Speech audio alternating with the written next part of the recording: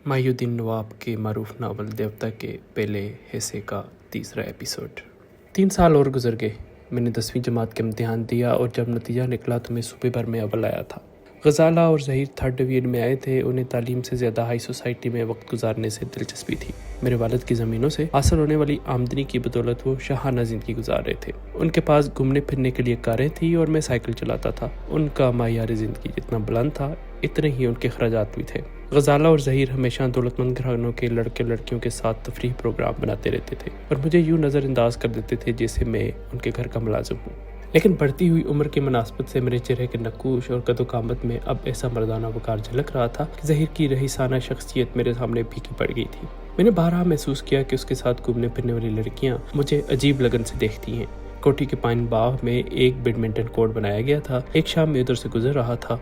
ज़हीर की गर्लफ्रेंड ने मुझे आवाज़ दी, हेलो फरहाद, अब मेरे साथ एक गेम खेलो। मैंने मुस्कुरा कर कहा, लड़कियों के साथ खेलकर हारना और जीतना एक बराबर है। वो कैसे? उसने हैरानी से पूछा। उसके साथ दूसरी लड़कियां भी पूछने लगी। हाँ बताओ, तुम्हारी इस बात का क्या मतलब है?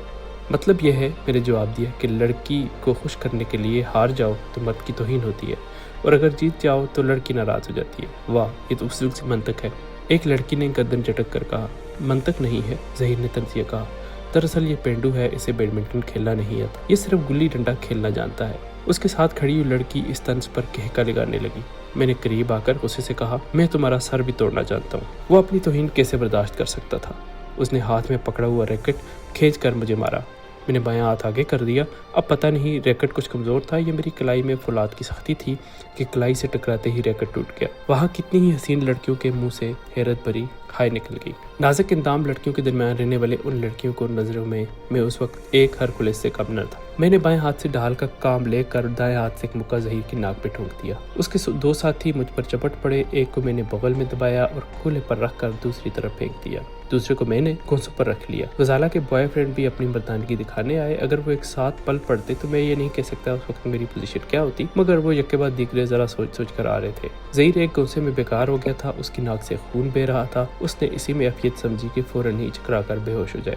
कुछ लड़कियां चीखती हुई दूर भागती गई थी। कुछ ऐसी थीं जो जरा परे होकर बड़ी दिलचस्पी से मेरे लड़ने का तमाशा देख रही थी। गजाला एक तरफ खड़ी हुई बड़ी खामोशी से कभी मुझे और कभी अपने बॉयफ्रेंड कैसर को देख रही थी। एक वही था जो गजाला के सामने अपनी शिकस्त तस्लीम नहीं करना चाहता था। वो बड़ी जिदारी से लड़ रहा था और बड़ी बेहयाई से मार खा रहा था। लड़कियों की चीख पुकार सुनकर चच्ची दौड़ती हुई कोठी से बाहर आ गई। उनके साथ 2 मुलाजिम भी थे। मुलाजिमों ने सबसे पहले ज़हीर को संभाला क्योंकि वो उनके मालिक का लाडला बेटा था। चच्चे मुझे कोसने और गालियां देने लगे। कमीने, बदज़ात, मेरा खाता है और मेरे बच्चे पर हाथ उठाता है। आज तेरे से चचा से कहकर तुझे धक्के देकर यहाँ से न निकाला तो मेरा नाम शमशाद बेगम नहीं, गुंडा, लुच्चा, लफक्का। अब मैं बच्चा नहीं था। मुझे अपनी फूफी से मालूम हो चुका था कि वो सब मेरी दौलत पर अय्याशी कर रहे हैं। इसलिए उस रोज़ मैं शेर बन गया था। मैंने कहा, ये कोठी मेरे अब्बा जान के पैसों से खरीदी गई है। आपके अच्छे भी मुझे यहाँ से नहीं निकाल सकते। आने दीजिए चचा जान को, मैं भी आज अपनी जमीन जायदाद का फैसला करूंगा। ये कहकर मैं कोई जवाब दिए बगैर लंबे लंबे डग बरता वहां से जाने लगा। मुलाजिम ज़हीर को उठाकर पिछले दरवाजे से कोठी में दाखिल हो रहे थे। मैं कोठी के अगले हिस्से की तरफ जाने लगा। वहाँ पुर्ज में एक टैक्सी खड़ी हुई थी। कोठी के चौकीदार टैक्सी की डिग्गी से सामान निकालकर अंदर ले जा रहा था और एक नौजवान लड़की अपना पर्स खोलकर टैक्सी का किराया अदा कर रही थी। मैं एक लम्हे के लिए ठठक गया। वो मुझे देखने लगी। बयान नहीं कर सकता कि किस कदर हसीन थी। यहाँ जितनी लड़कियां आती थी उनमें सबसे हसीन लड़की गजाला थी, लेकिन उस अजनबी लड़की के सामने गजाला का हुस्न भी मांद पड़ जाता था। मैंने दिल में कहा, ये भी उन बड़े लड़कों की कोई रिश्तेदार है। मैं नागवारी से आगे बढ़ता हुआ उसके करीब से गुजरने लगा। उसी वक्त उसकी मुतरन्नम आवाज मेरे कानों से टकराई। भाईजान। मैं एकदम से उछल पड़ा। एकदम से वक्त उछलकर 8 बरस पीछे चला गया। मेरी शाहीना जिंदा हो गई। टैक्सी पोस्ट से रेंगती हुई जा रही थी। वो आगे बढ़ती हुई हैरानी से बोले, भाईजान आपने मुझे नहीं पहचाना? मैं शाहीना। मेरी आंखें खुशी से भीगने ही वाली थी। मैंने उसके दोनों बाजों को थाम कर कहा, मैंने तुम्हें पहचान लिया। इतनी बड़ी दुनिया में मुझसे मोहब्बत करने वाली एक ही हस्ती है और वो तुम हो। मैं तो ये समझ रहा था कि तुम मुझे भूल चुकी हो। उसने मोहब्बत भरे लहजे में जवाब दिया, मुझे परियों और शहजादों की वो तमाम कहानियां याद है जो आप सुनाया करते थे। यहाँ से पिंडी तक आपकी बुराइयां होती हैं, मगर मैं जानती हूँ कि आप क्या है। मेरा सारा बचपन आपकी गोद में गुजरा है। एक बूढ़ी मुलाजमा ने बताया था कि मम्मी मुझे दूध नहीं पिलाती थी, आप मुझे फीडर से पिलाया करते थे। आप ही मेरी माँ है, मेरे बाप है और मेरे भाई हैं। मैं आपको कैसे भूल सकती हूँ? मेरी आंखों से बेख्तियार आंसू निकल पड़े। नफरतों की इस तारीक जहन्नम में एक ऐसी पाकीज़ा मोहब्बत की किरण फूट पड़ी थी कि मैं खुद को दुनिया का सबसे खुशनसीब इंसान समझने लगा था। मैंने फर्त मोहब्बत से झुककर उसकी पेशानी चूम ली। उस वक्त चच्ची की चीखती हुई आवाज़ सुनाई दी, अरे बेहया बेशरम, ये क्या कर रहे हो, खुदा तुझे गलत करे, न जाने कब तेरा जनाजा यहाँ से निकले, जा अपनी किसी बहन को प्यार कर, मेरी बेटी ऐसी वैसी नहीं है, मैं अपनी बहन को ही प्यार कर रहा हूँ। मेरे प्यार की पाकीज़गी को वो नहीं समझ सकती थी। वो तेजी से चलती हुई आई और शाहीना के बाजू पकड़कर खींचते हुए कहा, मैं तुम्हें पहले ही समझा चुकी हूँ कि इस लड़के की आंखों में शैतान है, ये तुम्हारा दिल अपनी तरफ खींच लेता है मगर तुम समझती ही नहीं। सामान अंदर भिजवा दिया और यहाँ खड़ी इसके फ्रेम में आ रही हो, चलो यहाँ से। शाहीना मुझे बेबसी से देखने लगी। मैंने कहा, कोई बात नहीं, तुम जाओ, हमारी तकदीर इसी तरह मिलना और बिछड़ना है, लिहाजा हम फिर मिलेंगे। वो तूहन वकरहन अपनी माँ के साथ कोठी के अंदर चली गई। मैंने फैसला किया कि चचा गयान के आने तक मैं बाहर वक्त गुजारूंगा, क्योंकि वहाँ रहने से चच्ची ख्वाब बातें सुनाती हैं और मुझसे बर्दाश्त नहीं होता। मैं भी उन्हें उल्टी सीधी सुना देता, लेकिन अब मैं उनको मैं इसलिए तरह दे रहा था कि शाहीना आ गई थी, वो मेरी बहन थी और मैं उसके सामने उसकी माँ से लड़ना झगड़ना मुनासिब नहीं समझता था, लिहाजा मैं वहाँ से चला गया। चचा रात के 9 बजे तक घर आ जाते थे। मैं 10 बजे कोठी में पहुंचा ताकि चच्ची पहले अपनी सुना दें, फिर मैं सुनाऊंगा। मैं चचा के कमरे की तरफ जाने लगा। ज़हीर के कमरे के करीब से गुजरते वक्त मैंने उनकी आवाज़ सुनी। वो चच्ची से कह रहे थे, बेगम तुम ख्वामख्वाह अपने बेटे की हिमायत न करो, मैं फरहाद को अच्छी तरह जानता हूँ, वो ज़हीर को नहीं छेड़ता बल्कि ज़हीर उसे छेड़ता रहता है। मैं कई बार देख चुका हूँ कि ये किसी न किसी बहाने उनकी इंसल्ट करता है। मैंने 1000 बार समझाया है कि अगर तुम सब इससे मोहब्बत नहीं कर सकते हो तो ना करो, मगर नफरत भी ना करो। क्या तुम चाहती हो वो यहाँ से चला जाए? चच्ची ने जवाब दिया, मेरे चाहने न चाहने से क्या होता है, आपकी बहनों से बेकार ही है, वो अपनी फूफी की बातों में आ रहा है। अभी शाम को कह गया है कि ये कोठी उसके बाप के पैसों से खरीदी गई है, आप उसे कलेजे से लिखा कर रखना चाहते हैं। वो गर्मी दिखा गया है कि आज आपसे जमीन जायदाद के हिसाब करेगा। चचा की हूँ बड़ी मानी खैज थी। उन्होंने कहा, आपा उसे बेकार ही है, मगर वो मेरे सामने का बच्चा है, अभी नादान है, मैं उसे समझा लूंगा। तुम अपने बेटे को समझाओ कि उसके मुंह न लगे, ये भूल जाओ कि उसने ज़हीर पर हाथ छोड़ा है, दूध देने वाली गाय की लात खानी ही पड़ती है। मैं बाहर खड़ा सोच रहा था कि मुझे कमरे में जाना चाहिए या नहीं। उस वक्त चचा बाहर आ गए। मुझे दरवाजे के सामने खड़ा देखकर पहले तो ठिठक गए, फिर उन्होंने आगे बढ़ते हुए कहा, मेरे साथ आओ। वो अपने कमरे की तरफ जाने लगे। मैं खामोशी से उनके पीछे चलने लगा।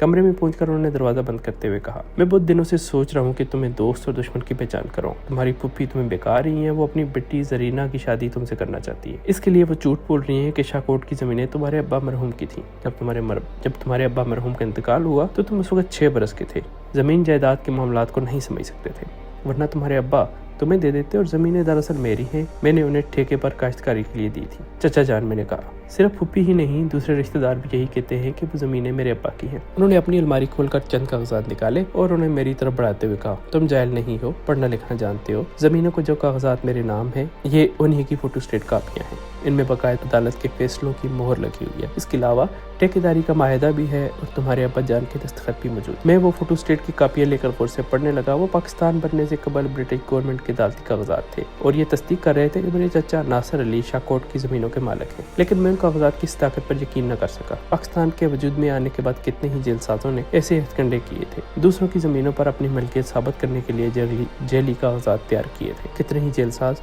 कानूनी गिरफ्त में आ गए थे और चचा की तरह कितने ही ऐसे थे जो ऐश कर रहे थे। अगर अब्बा मरहूम के कागजात मेरे पास होते तो भी मैं उनके फरेब का पोल खोल देता। मैंने उनके फसूल से कागजात को वापस करते हुए कहा, सिर्फ आदमियों की ज़बान झूठ नहीं बोलती, कागजात भी झूठ बोलते हैं और फरेब देते हैं। वो गुस्सा दिखाते हुए बोले, इसका मतलब यह है कि तुम मुझे झूठा समझ रहे हो।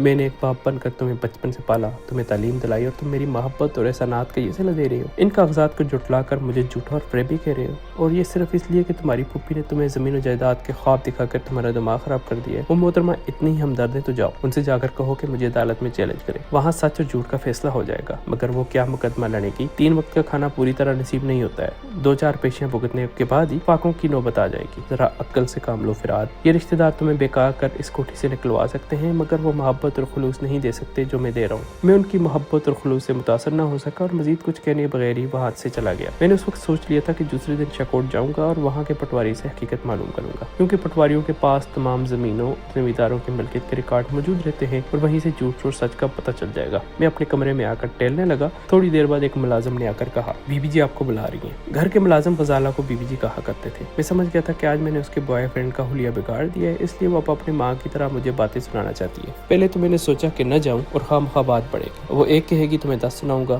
फिर मेरे सोचने का अंदाज बदल गया। दिल में नफरत थी और ये नफरत अदावत में बदलने वाली थी। मैं यही चाहता था कि वहाँ इज्जत से रहूं या फिर लड़ झगड़ कर निकल जाऊं। मैं उसके कमरे की तरफ चल पड़ा। मेरा दिल कह रहा था कि आज कुछ होने वाला है, मगर मैं बुज़दिल नहीं था। एक लड़की का सामना करने से कतरा जाता। मैं उसके कमरे में पहुंचा तो वो पलंग पर लेटी हुई थी। मैं से देखते ही ठटक गया। वो अपने चेहरे को एक बाजू में छिपाई हुई लेटी थी। दरवाजा खुलने पर उसने जरा सा हाथ हटाकर मुझे देखा। उसकी आंखों में बला का खुमार था। उन दिनों में 20 बरस का नौजवान था। औरत को इसकी आंखों से पहचानने का तजर्बा नहीं था। मेरे कहने का मतलब यह नहीं कि मैं नादान था, सवाल ही पैदा नहीं होता। उस दौर में 10 बरस के बच्चे भी ज़हनी अयाश का कोर्स पढ़ना और समझना शुरू कर देते थे। मैं भी नादान नहीं था, मगर शैतान भी नहीं था। इस हद तक मासूम था कि ग़ज़ाला के खुमार आलूद आंखों को देखकर मैंने उसे नींद का खुमार समझा। वो बड़ी संजीदगी से बोली, आओ दरवाज़ा आहिस्तगी से बंद करो, मेरे सर में दर्द हो रहा है। मैंने दरवाज़ा बंद किया और पलंग की तरफ बढ़ती हुई उसके बॉयफ्रेंड का नाम लेकर कहा, मैंने कैसर को मारा है और दर्द तुम्हारे सर में हो रहा है। तुम मुझे ताना न दो, बुज़दिल हमेशा मार खाते हैं। मुझे कैसर से कोई हमदर्दी नहीं है। आज तुम्हारी दिलेरी देखकर मेरे सोचने का अंदाज बदल गया है। मैं समझना चाहता था कि वो क्या कहना चाह रही है। मैंने उसे सवालिया नजरों से देखा तो मेरी नजरें बहक गईं। वो जुबान से कुछ नहीं कह रही थी, अपने बदन के नशेब फराज से पका रही। मुझे खामोश देखकर उसने मुस्कुराते हुए पूछा, क्या इस कोठी में तुम मालक की हैसियत से नहीं रहना चाहते? मैंने बड़े एतमाद से कहा, मैं सिर्फ इस कोठी का ही नहीं, शाकोट की जमीनों का भी मालक हूँ। उसका फैसला बहुत जल्द हो जाएगा। वो हंसने लगी और हंसते हंसते कहने लगी, फैसला इतना ही आसान होता तो तुम उस तरह मुताजी की जिंदगी न गुजारते। तुम एक एक जीना चढ़ने के बजाय छलांग लगाकर तमाम जमीन जायदाद के मालक बन जाना चाहते हो। इस तरह तुम मेरे डैडी के दुश्मन बन सकते हो, मगर कुछ हासिल नहीं कर सकते। मैं तुम्हारी दुश्मन नहीं हूँ फराद, मैं तुम्हारा काम आना चाहती हूँ। अगर तुम मेरा साथ दोगे मैं तुम्हारे डैडी से बहुत कुछ हासिल करने के तरीके सिखा दोगे। वो तरीके क्या हैं? मैंने पूछा। उसने लेटे लेटे अपना हाथ बढ़ाकर कहा, पहले दोस्ती का हाथ बढ़ाओ। एक मगरूर और बददिमाग लड़की जो सीधे मुंह बात नहीं करती थी, वो दोस्ती का हाथ बढ़ा रही थी। मैंने सोचा अगर दुश्मन के बजाय दोस्ती से काम बनता है तो जरूर बनाना चाहिए। मैंने दोस्ती के ख्याल से मुसाफे के लिए हाथ बढ़ाया। उसने गर्म जोशी से मेरे हाथ को खींच लिया, अपनी मुलायम हथेली और उंगलियों की नज़ाकत में जकड़ लिया। वो मुसाफे तवील हो गया। मैंने महसूस किया कि वो निहायत आस्ती से शाती अंदाज में मेरे हाथ को अपनी तरफ माइल कर रही है, जिस तरह हल्के ठुमके से पतंग की हवा आगोश में संभाला जाता है। इस तरह वो मुसाफा के ठुमके से मुझे संभाल कर और संभर कर पुरा रही थी। मैं समझता रहा और अनजान बनाए खामोश की तरह खड़ा रहा। आखिर उसे जुबान से कहना पड़ा, आओ यहाँ बैठो, आज हम बहुत सी बातें करेंगे। हम एक दूसरे को दोस्त बनकर अपने मुस्तकबिल का प्रोग्राम बनाएं। वो मुझे करीब बैठने की दावत दे रही थी। उसका हाथ कांप रहा था, शायद वो अंदर से भी कांप रही थी। मैं पलंग के सिरे पर बैठ गया। मेरा हाथ अब तक उसकी हाथ की गिरफ्त में था। उसने कहा, तुम कैसे पहाड़ हो गए हो? मुझसे उम्र में छोटे हो, मगर मैं तुमसे छोटी नजर आ रही हूँ। और मैं कौन सी बड़ी हूँ? 3 बरस का कोई फर्क नहीं होता है। मर्द उसी को कहते हैं जिसके डील डोल के आगे औरत की उम्र छुप जाए। मुझे छुपा लो। मैं अजीब उलझन में पड़ गया। अगरचे वो जवान और बेहद हसीन थी, मगर मुझसे उम्र में बड़ी थी। मैंने कभी इस अंदाज से नहीं सोचा था जैसे वो सोच रही थी। मैंने हिचकिचाते हुए कहा, ये तुम कैसी बातें कर रही हो? अनजान ना बनो फराद। हाय,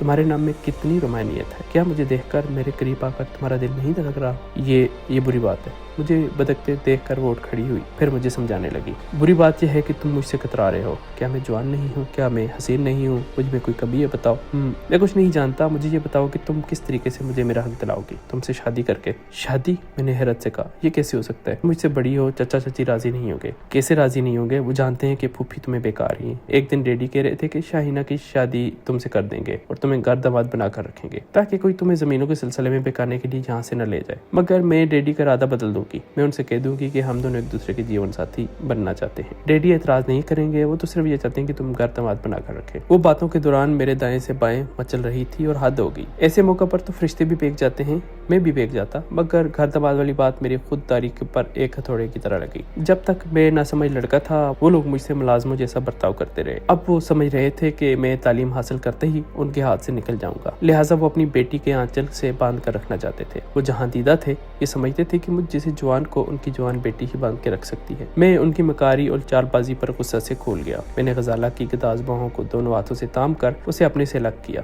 एक नजर उसकी सुलगती हुई जवानी को देखा और फिर फैसला किया, अगर आज मैं इस बदन की लज्जत से आशना हो गया तो एक बार फिर यहाँ गुलाम बनकर रह जाऊंगा। औरत का नशा बार बार मुझे पुकारेगा और मैं बार बार बहकता चला जाऊंगा। चचा की मिसाल मेरे सामने। वो अपनी मुस्तकिल मिजाजी के बावजूद चच्ची के इशारों पर नाचते थे। गजाला ने भी अपनी माँ से बहुत कुछ सीखा होगा। अभी तो वो जिस्म के दस्तरखान पर अपनी जवानी का जायका पेश कर रही थी, उसके बाद न जाने कैसी कैसी अदाएं और कैसे कैसे हथकंडे इस्तेमाल करने वाली। मैंने फैसला किया और उसे पर्दे धकेल कर वहाँ से खड़ा हुआ। फिर उसे कारत से देखते हुए बोला, मैं ऐसा अहमक नहीं हूँ कि तुमसे शादी करूँ और यहाँ गुलाम बनकर रह जाऊँ। गजाला हालांकि उसके वालिदैन ने कभी भूल कर छड़ी से नहीं मारा था और मैंने बड़ी हकारत से उसे धकेल दिया था। वो बिस्तर पर चारों शाने चेत हो गई थी। पहले चंद साहत के लिए उसका चेहरा सुर्ख हो गया। वो तौहीन के साथ से तलमलाई, मुझे गिरा कर देखा, मगर देखते ही जैसे फिर जज्बात से सलग उठी। वो अजीब कैफियत से दो चार थी। तौहीन का एहसास भी था, गुस्सा भी था और मेरे बाजू में मचलने की दीवानगी भी थी। मैं आग लगा रहा था और मैं ही उसकी आग बुझा सकता था। वो तड़प कर उठी। मैं पलट कर जाने लगा। दौड़ती हुई मेरे सामने आई और रास्ता रोक कर खड़ी होगी। तुम नहीं जा सकते। तुम कैसे पत्थर हो? तुम समझते क्यों नहीं हो? मैं तुम्हें गुलाम नहीं बनाना चाहती, मैं तुम्हें अपना बनाना चाहती हूँ। तुम शादी नहीं करना चाहते, कोई सौदेबाजी पसंद नहीं करते, ना करो, मगर मेरे जज्बात को समझो। मैं तुम्हें नहीं जाने दूंगी। छोड़ो मुझे। मैं तुम्हारे फ्रेब में आकर अपना मुस्तकबिल बर्बाद नहीं कर सकता। दूर हटो। मैंने फिर उसे धक्का दिया। वो लड़खड़ा कर 2 कदम पीछे गई। इस बार तौहीन के एहसास उस पर गालिब आ गया। वो जलाकर चीखने लगी, सूर कमीने, में तुम्हारा मुंह नोच लूंगी, तुम्हें जान से मार डालूंगी, मगर तुम्हें जाने नहीं दूंगी। वो मेरा मुंह नोचने के लिए उछल कर मेरी तरफ आई। मैंने उसके दोनों हाथों को पकड़ लिया। 2 लांबे और नुकीले नाखन नेल पॉलिश की सुर्खी में आए हुए थे और अब मेरे खून की सुर्खी में डूबना चाहते थे। शायद लड़कियां इसलिए नाखन बढ़ा के रखती हैं कि बवक्ते जरूरत उनसे मुंह नोचने का काम किया जाए। मैं उसे रोक रहा था। वो बिखरी हुई शेरनी की तरह बार बार मुझ पर चपट रही थी।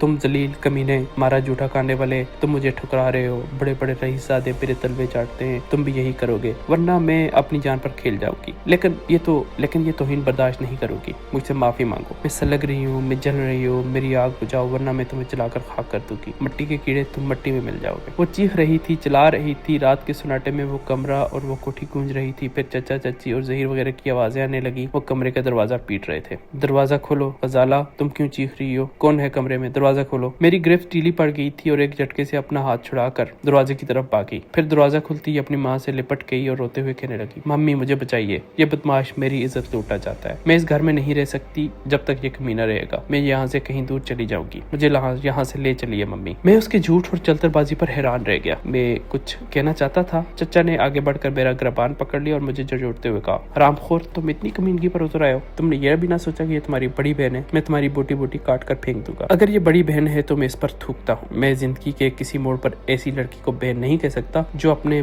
कमरे में बुलाकर गुनाह की दावत देती हो। ये झूठ है डैडी, गजाला ने चीख कर कहा। मैंने उसे बुलाया था सिर्फ ये कहने के लिए कि कैसर एक बहुत बड़े अफसर का लड़का है। तुमने उस पर हाथ उठाकर अच्छा नहीं किया। उस पर कमबख्त कहने लगा कि मैं तुमसे शादी करना चाहता हूँ, कैसर को अपना रकीब समझता हूँ। फिर ये खुली बेशर्मी की बातें करने लगा। आज इस बात का फैसला कीजिए, ये घर में रहेगा, ये मैं आपकी बेटी हूँ, कोई बाजारी लड़की नहीं। अपनी जिल्लत बर्दाश्त नहीं करूंगी। मैंने उसकी तरफ पलट कर हकारत से कहा, तुम बाजारी औरत से भी बदतर हो। पता नहीं अब तक कितनों के साथ मुंह काला कर चुकी हो। चचा जान ने मेरे मुंह पर तमाचा रसीद कर दिया। तुम मेरे सामने मेरी बेटी को बाजारी कह रहे हो? तुम खुद बाजारी हो। शरीफों की हार रहने के काबिल निकल जाओ यहाँ से। उन्होंने दूसरा तमाचा मारना चाहा। मैंने उनका हाथ पकड़ लिया, फिर उस हाथ को झटक कर कहा, बस अब मुझ पर हाथ न उठाना। आज से मैं तमाम रिश्ते तोड़ रहा हूँ। तुम लोग बच्चन से मुझे बेवकूफ़ बनाते हो। जवानी में तुम्हारी बेटी मुझे बेवकूफ़ बनाकर अपने इशारों पर नचाना चाहती थी। मैं तुम लोगों को अच्छी तरह समझ गया हूँ। अब यहाँ मेरा गुजारा नहीं होगा। मैं जा रहा हूँ, मगर याद रखना एक दिन इस कोठी का मालिक बनकर आऊंगा और तुम सबको धक्के देकर यहाँ से निकालूंगा। ये कहकर मैं कमरे से जाने लगा। दरवाजे पर एक तरफ गजाला अपनी माँ से लिपटी हुई खड़ी थी, दूसरी तरफ शाहीना अपने भाई ज़हीर के पीछे खड़ी अपनी कटोरा जैसी आंखें फैलाकर मुझे घूर रही थी। मैं उसके सामने आकर ठहर गया। चचा और चची दोनों ही चीख कर मुझे चैलेंज कर रहे थे कि मैं उनका कुछ नहीं बिगाड़ सकूंगा। जमीन और जायदाद के लिए मेरे दावे झूठे हैं। अदालत मेरे हक में फैसला नहीं सुनाएगी। वो बड़बड़ा रहे थे, लेकिन मैंने शाहीना के सामने उन्हें नजरअंदाज कर दिया था। शाहीना, यहाँ जो कुछ हो रहा है तुम्हें उसके मतलब सोचना और समझना नहीं चाहिए। मैं नहीं चाहता कि ऐसे अखलाक से गिरी हुई बातें मेरी बहन के कानों तक पहुंचे। तुम जाओ यहाँ से। मेरा हाथ थाम कर इल्तिजा अमेज लहजे में बोली, आप यहाँ से नहीं जाएंगे ना? जरा दिल के लिए मेरा फैसला कमजोर पड़ गया। मैं उस मासूम को इस गंदे माहौल में छोड़कर कैसे जाऊं? लेकिन यहाँ रहकर मैं उसके लिए क्या कर सकता था? एक भाई का फर्ज पूरा करने के लिए लाजमी था कि मैं वहां से चला जाऊं और अपनी तमाम दौलत और जायदाद हासिल करने के लिए जद्दोजहद शुरू कर दूं। मैंने दिल पर जबर करते हुए कहा, मैं जाऊंगा, अपनी और तुम्हारी भलाई के लिए जाऊंगा। 8 साल की जुदाई हमें दूर न कर सकी, आइंदा भी इस दुनिया की कोई ताकत हमें एक दूसरे से दूर नहीं कर सकेगी। मैं बहुत जल्द तुमसे आकर मिलूंगा। ज़हीर गुस्सा और बेबसी से मुझे देख रहा था। अब उसमें इतनी जरूरत नहीं थी कि वो कर शाहीना को मुझसे बातें करने से रोक देता, इसलिए बड़ी खामोशी से शाहीना का बाजू थाम कर जरा पीछे हट गया ताकि मेरे गुजरने के लिए रास्ता बन जाए। मैंने उस पर हकारत की एक नजर डाली और लंबे लंबे डग पड़ता हुआ अपने कमरे में आ गया। वहां आकर मैंने अपने कपड़े, किताबें और दूसरा सामान बांधने लगा। कोई ये देखने नहीं आया कि मैं इस घर से क्या लेके जा रहा हूँ। मैंने अपने लिए जो भी चीजें जरूरी समझी उसे उठाकर रख लिया। फिर 1 घंटा बाद अपना बोरिया बिस्तर से बैठ कर मैं उस घर को हमेशा के लिए छोड़ दिया। मैं अपनी फूफी के यहाँ चला गया।